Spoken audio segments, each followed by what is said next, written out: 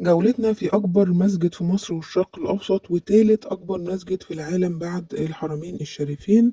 مساحته 376 ألف متر مربع وبيسع ل136 ألف مصلى، والممر الرئيسي مساحته 20,050 متر مربع. احنا دلوقتي داخل مسجد مصر في العاصمة الإدارية.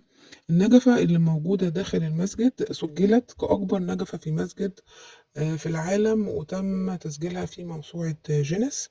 والشركة اللي قامت بتصنيع النجفة دي هي شركة كريستال عصفور. كمان المنبر سجل في موسوعة جينيس كأكبر وأعلى منبر في مسجد، 40 درجة بارتفاع 15 متر ونص.